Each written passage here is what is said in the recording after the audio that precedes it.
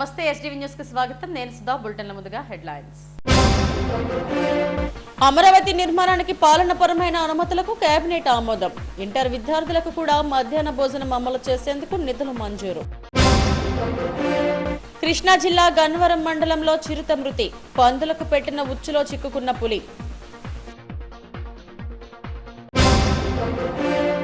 మరో 2 రోజుల పాటు వర్షాలే వర్షాలు. బంగాళాఖాతంలో అల్పపీడనం బలపడిందన్న వాతావరణ శాఖ.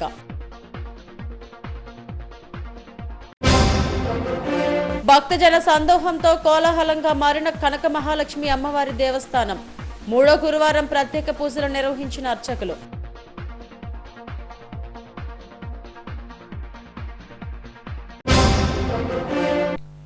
అమరావతి పనులకు రాష్ట్ర కేబినెట్ ఆమోద ముద్ర వేసింది.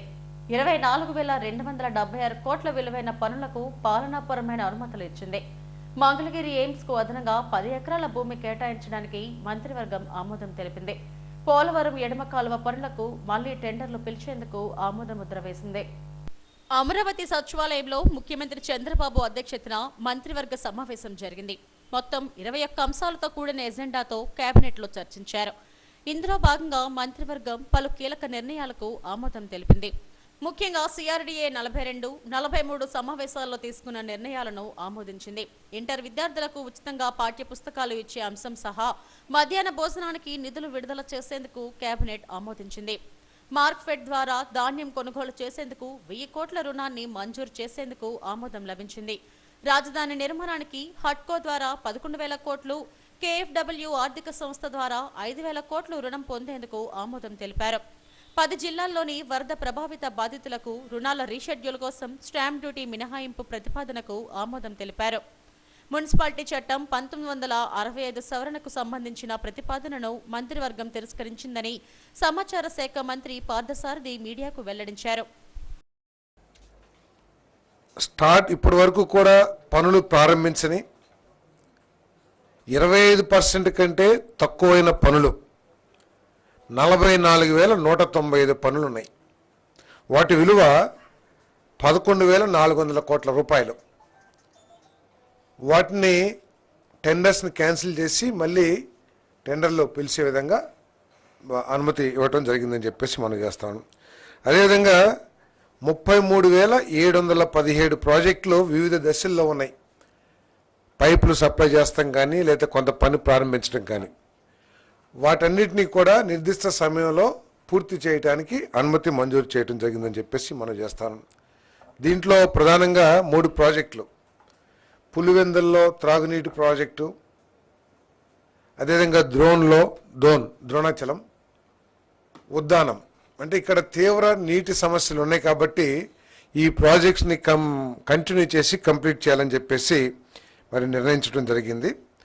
అదేవిధంగా అస్తవ్యస్తంగా ప్లాన్ చేయబడ్డ జల్ జీవన్ మిషన్ పనులన్నింటినీ కూడా పునః పరిశీలించి అక్కడ ప్రజల అవసరాల కోసం, తర్వాత ఒక సస్టైనబుల్ నీటి వనరుల్ని పరిశీలించి భవిష్యత్తులో ఎటువంటి సమస్య రాకోకుండా ఈ ప్రాజెక్టుల్ని మళ్ళీ తిరిగి ఎస్టిమేట్ చేయడానికి లేదా డిజైన్ చేయడానికి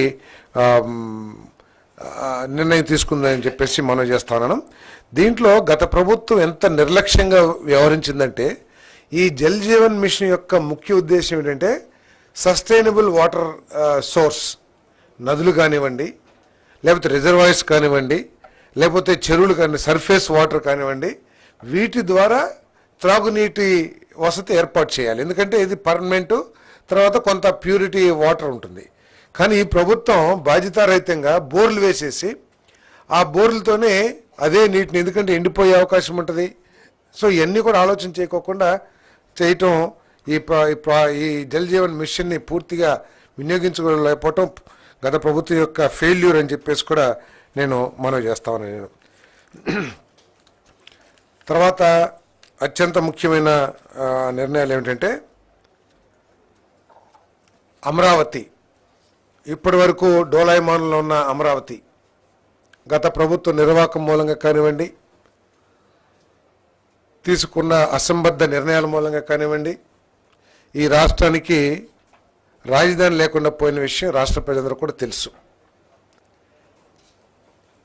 ఈ కూటమి ప్రభుత్వం, చంద్రబాబు నాయుడు గారి నాయకత్వంలోని ప్రభుత్వం ఈ అమరావతిని ఇంటర్నేషనల్ స్టాండర్డ్స్తో తెలుగు వారందరూ కూడా, ఆంధ్రప్రదేశ్లో తెలుగు వారందరూ కూడా గర్వపడే విధంగా 3 సంవత్సరాల్లో పూర్తి చేయాలని కట్టుబడి ఉందని చెప్పేసి మీకు మనవి చేస్తా ఉన్నాను. దాంట్లో భాగంగానే మరి ఇప్పటికే వరల్డ్ బ్యాంకు, ఏడీబీ నిధులు మన లోన్ శాంక్షన్ చేయటం, అదేవిధంగా హడ్కో ద్వారా 11,000 కోట్ల రూపాయలు, మరి కేఎఫ్డబ్ల్యూ జర్మనీ ఫైనాన్స్ కంపెనీ, ఆ కంపెనీ ద్వారా ఒక 5,000 కోట్ల రూపాయలు రుణాలు తీసుకుంటానికి ఏపీసీఐడిఏకి ప్రభుత్వం ఆమోదం తెలిపింది, పర్మిషన్ ఇచ్చింది. ఈ నిధులతో 45 పనుల్ని, ఇంజనీరింగ్ పనుల్ని, దాంట్లో ఐఏఎస్ ఆఫీసర్స్ క్వార్టర్స్ కానివ్వండి, గస్టెడ్ ఆఫీసర్స్ క్వార్టర్స్ కానివ్వండి, క్లాస్ 4 ఎంప్లాయీస్ క్వార్టర్స్ కానివ్వండి, అదేవిధంగా ఈ ఫ్లడ్ మిటిగేషన్, వరద నివారణ కార్యక్రమాలు కానివ్వండి, ఇంకా రోడ్స్, ఇన్ఫ్రాస్ట్రక్చర్, వీటన్నిటికీ 45 పనులు వాల్యూ 33,137.98 కోట్ల రూపాయలతో చేపట్టడానికి ప్రభుత్వం ఏపీసీఐడిఏకి అనుమతి మంజూరు చేసిందని చెప్పేసి నేను మనవి చేస్తాను. అలాగే నిర్మించిన గృహాలను రద్దు చేయడానికి నిర్ణయించారు. ఏపీ మ్యారిటైమ్ పాలసీకి మంత్రివర్గం ఆమోదం తెలిపింది. కృష్ణా జిల్లా గన్నవరం మండలం మెట్లపల్లిలో ఒక చిరుతపులి మరణించింది. గ్రామానికి చెందిన ఓ రైతు పంట పొలాన్ని రక్షించుకునేందుకు పందులకు ఉచ్చు పెట్టగా ఆ ఉచ్చులో చిరుత చిక్కింది. రైతు ఉదయాన్నే పొలానికి వెళ్లి చూడగా చిరుత మరణించడాన్ని గమనించాడు. ఈ విషయాన్ని స్థానికులు పోలీసులకు సమాచారాన్ని అందించారు. దీంతో పోలీస్, అటవీశాఖ అధికారులు ఘటనా స్థలానికి చేరుకున్నారు. మెట్లపల్లి చుట్టుప్రక్కల అటవీ ప్రాంతంలో ఇంకా చిరుతలు ఉన్నాయేమోనని గ్రామస్తులు భయాందోళన చెందుతున్నారు.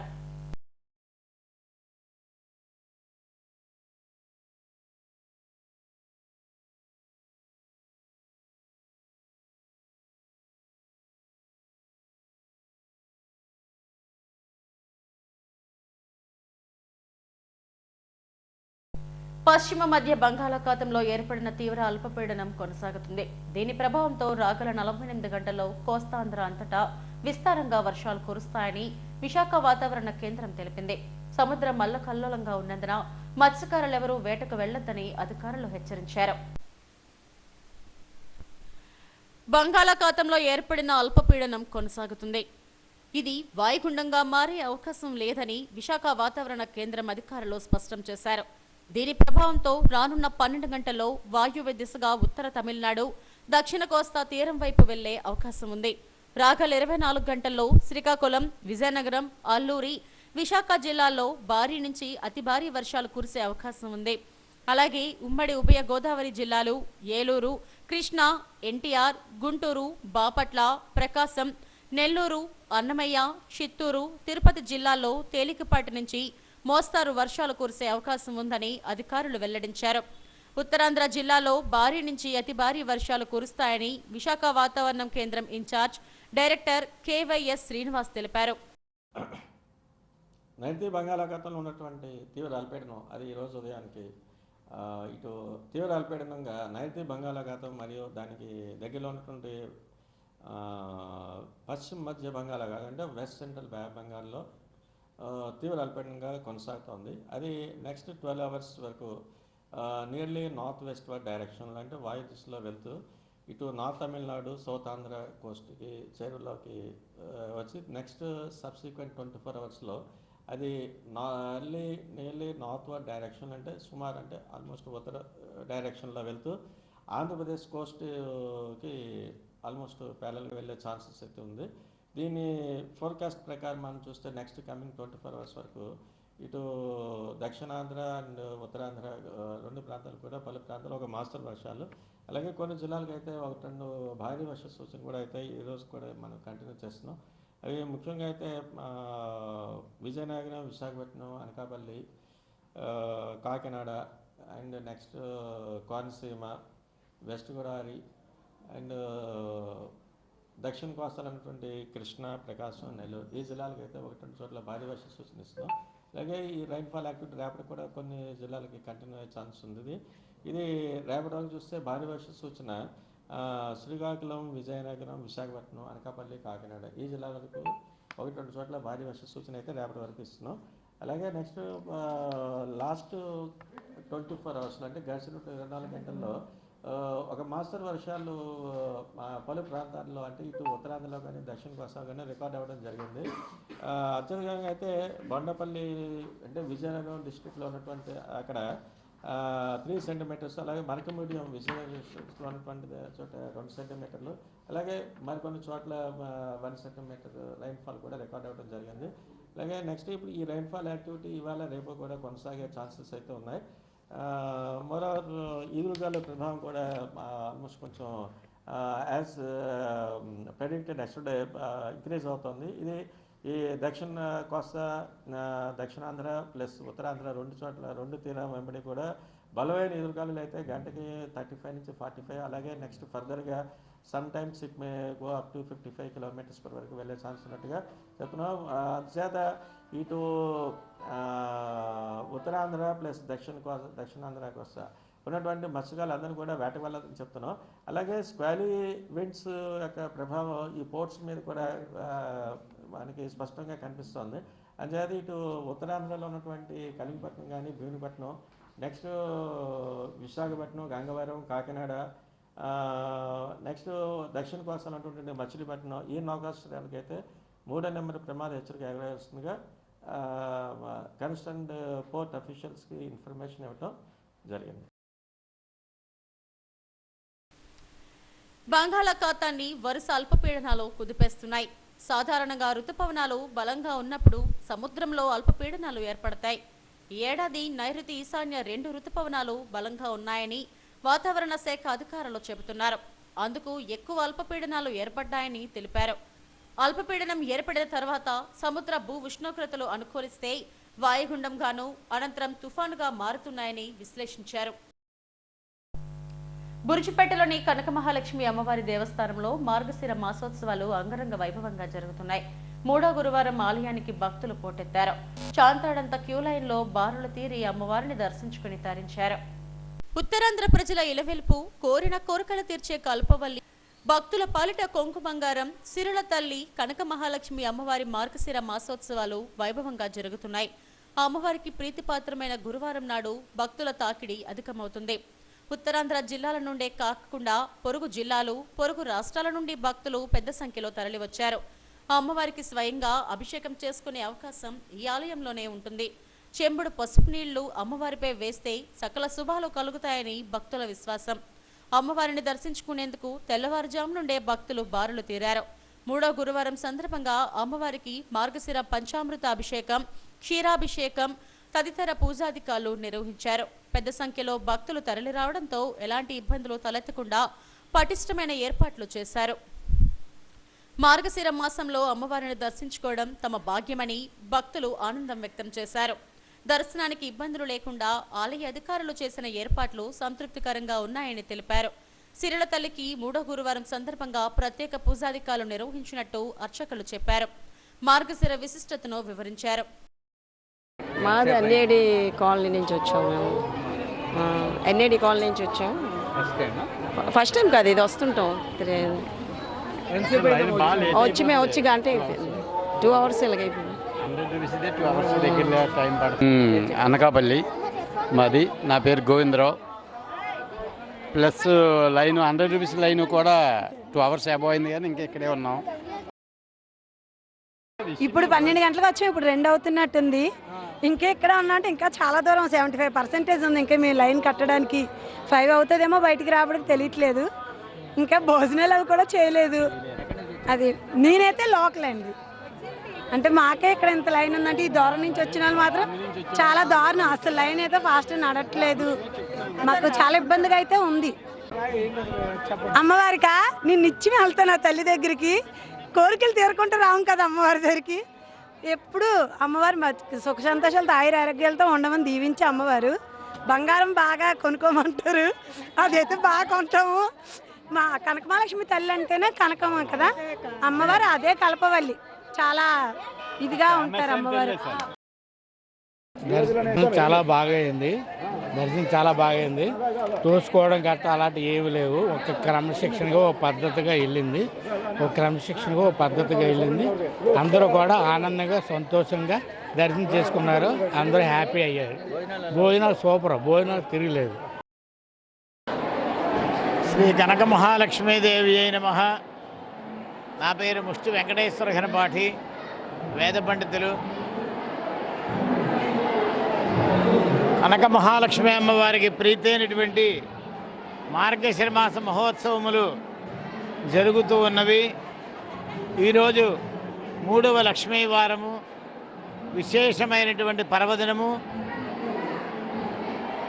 ఈ గురువారం సందర్భంగా విశేషార్చనలు నెల రోజులు జరుగుతూ ఉన్నాయి. ఈ రోజును కూడా త్రికాలముల యందు పంచామృతాభిషేక సేవ, సహస్రనామార్చనలు, కుంకుమార్చనలు, ఉదయం వేదపారాయణాదులు, మహావిద్యా సప్తశతీ పారాయణ, శ్రీచక్రార్చన, మహాలక్ష్మీ హోమము ఇత్యాది కార్యక్రమాలన్నీ కూడా వైభవంగా జరుగుతూ నెల రోజులు వస్తున్నాయి. ఈరోజు కూడా చాలా వైభవంగా జరిగాయి. భక్తులందరూ కూడా విశేషంగా వేలాది మంది రాత్రి 12:30 నుంచి కూడా ఎడతెరిపి లేకుండా అమ్మవారు స్వయంగా పూజాక్షేత్రం కనుక, స్వయం పూజాక్షేత్రం కనుక అమ్మవారిని సేవించుకుంటూ వస్తున్నారు. అందరూ చంటి పిల్లలను అమ్మవారిని ఒళ్ళో పడుకోబెట్టి అమ్మవారి యొక్క దీవెనగా, అనుగ్రహంగా భావిస్తూ ఉంటారు. ఇక్కడ అందరికీ తెలుసున్న విషయము.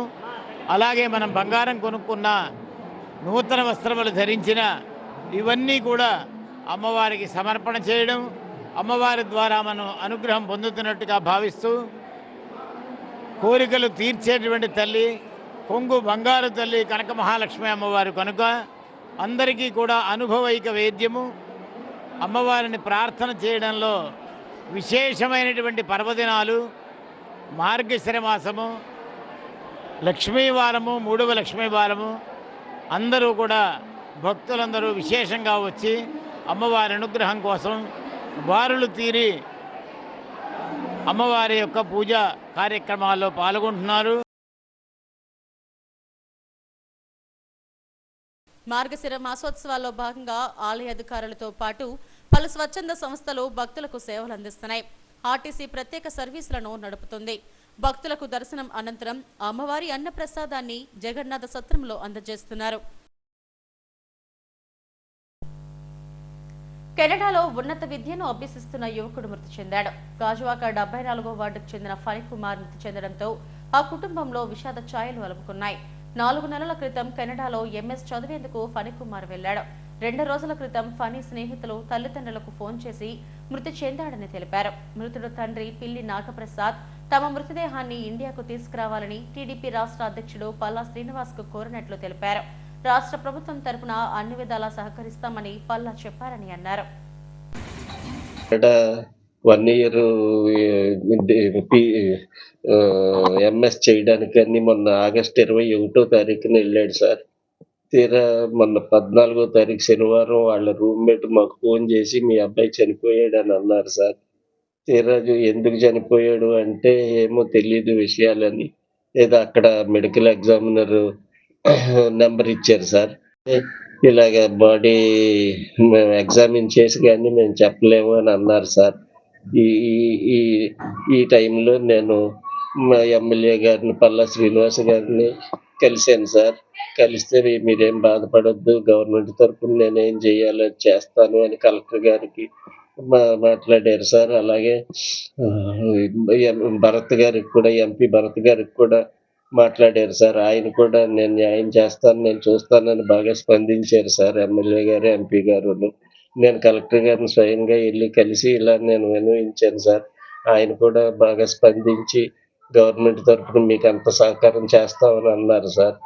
ఇది పరిస్థితి. దయచేసి మా అబ్బాయి చివరి చూపులను మమ్మల్ని చూసుకునేటట్టు గౌరవ ముఖ్యమంత్రి గారు, చంద్రబాబు నాయుడు గారు, ఉప ముఖ్యమంత్రి పవన్ కళ్యాణ్ గారు, నారా లోకేష్ గారు కాస్త స్పందించి మా అబ్బాయిని కడచూపు చూసుకుని మార్గం చేయండి. మీ మీడియా పెద్దలు కూడా మీడియా ద్వారా మాకు సహకారం అందిస్తారని కోరుతున్నాను సార్. మెసేజ్ ఎలా అండి? మీరు ఎవరు ఫోన్ చేశారు? మా మా రూమ్మేటు మా అబ్బాయి రూమ్మేటు వాడు ఫోన్ చేసి చెప్పినంత వరకు మాకు తెలియదు సార్. ఇలాగ చనిపోయాడు అని రూమ్లోనే చనిపోయాడు అని చెప్పారు సార్. అది సార్. చివరిసారి ఎప్పుడు ఫోన్ చేశారు? మాకు 12వ తారీఖు లక్షవారం మాట్లాడాడు సార్. మాట్లాడాడు, అంతా బాగానే ఉంది, ఏమీ ఆరోగ్యపరంగా ఇబ్బంది లేదు, వేరే ఇబ్బందులు ఏమీ చెప్పలేదు సార్ మాకు. ఇది దయచేసి మీరంతా సహకరించి మా అబ్బాయికి కొంచెం ఎలా అయిందని అనుకుంటున్నారు? అది మాకేమీ తెలియదు సార్. అంతా బాగానే ఉన్నాడు. మరి ఏమి చేయడానికి మాకు ఇంకా అక్కడి నుంచి ఏమీ లేదు. మేము అనుకోవడానికి కూడా ఏమీ లేదు సార్. అది పరిస్థితి. మా మేనల్లుడిని ఏదో విధంగా గవర్నమెంట్ మీద ప్రెషర్ పెట్టి త్వరగా వైజాగ్ తీసుకొచ్చేలాగా కాపాడమని మీడియా ప్రతినిధులను గవర్నమెంట్ వారిని కోరుతున్నాను సార్. ఎలా జరిగిందంటారు? ఐడియా లేదండి. నిద్రలో చనిపోయినట్టు అని అనుకుంటున్నారు, గాయాలు లేవు అని అంటున్నారు. ఫైనల్ రిపోర్ట్ వస్తేనే కానీ మనకి అర్థం కాదని అనుకుంటున్నాను సార్. దీంతో పాటు ఇంకెవరైనా వెళ్ళారండి చదువుకోవడానికి? ఈ అబ్బాయి ఒక్కరే వెళ్ళారండి. అక్రమాలకు తావు లేకుండా లబ్ధిదారులకు ఇసుకను అందిస్తున్నామని గాజువాక ఎమ్మెల్యే పల్లా శ్రీనివాసరావు అన్నారు. మిందిలో ఇసుక సరఫరా కేంద్రాన్ని ఆయన ప్రారంభించారు. నిర్మాణ రంగాన్ని ఆదుకోవడం కోసం ప్రాంతాల వారీగా స్టాక్ పాయింట్లు ఏర్పాటు చేస్తున్నామని తెలిపారు. బ్లాక్ మార్కెట్ ను నివారించేలా చర్యలు తీసుకుంటున్నామని అన్నారు. ఈ కార్యక్రమంలో కార్పొరేటర్ గుడివాడ అనుష తదితరులు పాల్గొన్నారు.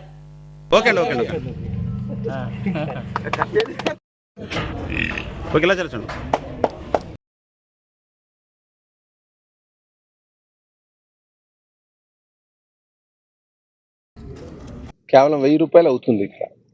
ఆ 1000 రూపాయలు ఇక్కడ కట్టి తీసుకోవచ్చు ఎవరైనా సరే. ఇది ఏ సీజన్ అయినా సరే ఆ స్టాండర్డ్గా టన్నుకి 1000 రూపాయలు పెట్టడం జరిగిందని చెప్పి ఈ సందర్భంగా తెలియజేస్తున్నాను. ఇదివరకైతే ఇదే ఇసుక 1400, 2000 దాకా కూడా అమ్మేవారు బ్లాక్ మార్కెట్లో. ఇక బ్లాక్ మార్కెట్ అనే మాటకు తావు లేకుండా ఇక్కడ ఇసుక ఎవరైనా వచ్చి కొనుక్కోవచ్చు, ఎన్ని లారీలైనా కొనుక్కోవచ్చు అని చెప్పేసి కూడా తెలియజేస్తున్నాం.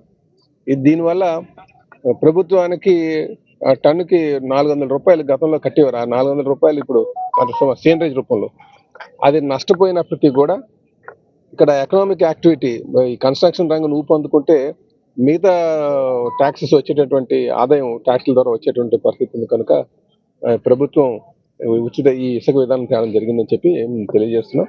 దీంట్లో నిర్మాణదారులు కానీ లేకపోతే భవన నిర్మాణ కార్మికులు కానీ ఎటువంటి ఇబ్బంది లేకుండా ఇసుక ఇక్కడికి వచ్చి తీసుకోవచ్చు అని చెప్పి తెలియజేస్తున్నాను. నమస్కారం. ఈరోజు అరవిందవాడలో నేషనల్ హైవేకి ఆనుకున్న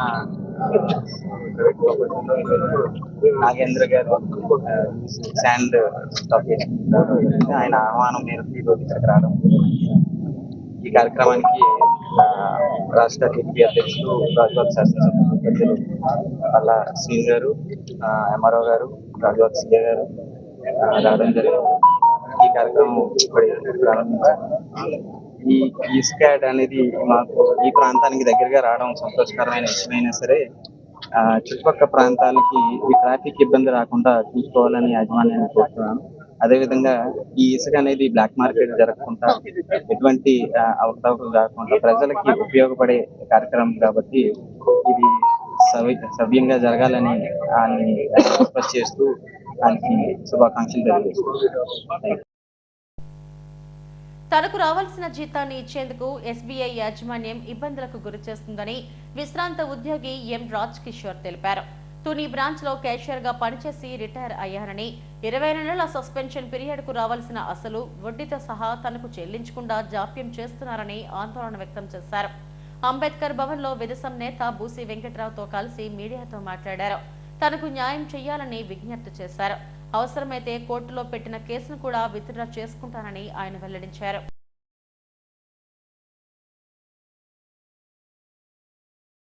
అది కూడా యాజమాన్యం మళ్ళీ ఫైట్ చేసి మళ్ళీ అది లిఫ్ట్ చేయడం జరిగింది. ఒక 20 నెలలు తర్వాత ఆ 20 నెలల తాలూకా శాలరీ ఇవ్వలేదు. కానీ ఆయనకి మాత్రం శాలరీ ఇచ్చారు, ప్రమోషన్ ఇచ్చారు. ఈయనకంటే జూనియర్ 6 నెలలు 6 సంవత్సరాలు అయినా సరే అగ్రవర్ణాలు కాబట్టి ఆయనకి ప్రమోషన్ ఇచ్చారు, రావాలని ఏరియా ఇచ్చారు. కానీ 20 నెలల తాలూకా ఏరియాస్ కూడా ఇవ్వలేదు. అది కాకుండా బాధితులకు అలాగా వేధింపులు గుర్తు చేస్తూ ఎప్పుడైనా సరే మా రావులు ఏరియాస్ ఉన్నాయి కదంటే ఇస్తామండి అని చెప్పి మీకు ఎందుకు 3 ముక్కలకే చేసి ఇస్తామని చెప్పి ఎప్పుడు మేము వెళ్ళి అడిగినా మీకు ఎందుకంటే మీరు డబ్బులు ఇస్తామని చెప్పి ఆయన ఈ రోజు వరకు ఇవ్వలేదు. సుమారు ఆయన 7 లక్షల దాకా ఖర్చు పెట్టాడు కోర్టులకి ఆటికిటికి.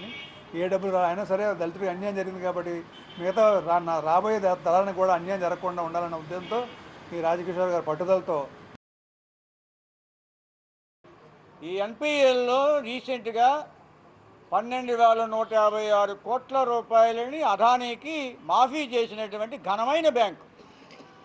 అట్టి ఘనమైన బ్యాంకు తన బ్యాంకులో 30 సంవత్సరాలు సర్వీస్ చేసినటువంటి మాజీ ఉద్యోగికి రావాల్సినటువంటి వేతన బకాయిల విషయంలో తాత్సారం కాదు, అది కుల వివక్ష అంటున్నాం మేము.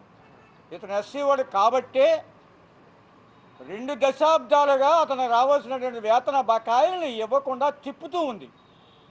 ఎందుకు ఈ కక్ష పెట్టుకుంది అంటే సహస్ర ఉద్యోగులకు వచ్చినటువంటి దళిత ఉద్యోగులకు వచ్చినటువంటి కష్టాలని జాతీయ ఎస్సీ కమిషన్ వరకు తీసుకెళ్ళి ఈ బ్యాంకు అధికారులని కోర్టు మెట్లు ఎక్కించినందుకు కక్ష సాధింపు. హెడ్లైన్స్ మరోసారి. అమరావతి నిర్మాణానికి పాలనపరమైన అనుమతులకు కేబినెట్ ఆమోదం. ఇంటర్ విద్యార్థులకు కూడా మధ్యాహ్న భోజనం అమలు చేసేందుకు నిధులు మంజూరు. కృష్ణా జిల్లా గన్నవరం మండలంలో చిరుత మృతి. పందులకు పెట్టిన ఉచ్చులో చిక్కుకున్న పులి.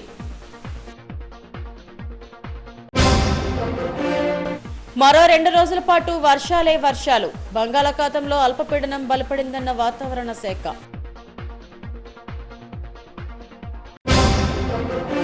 భక్తజన సందోహంతో కోలాహలంగా మారిన కనక మహాలక్ష్మి అమ్మవారి దేవస్థానం. 3వ గురువారం ప్రత్యేక పూజలు నిర్వహించిన అర్చకులు.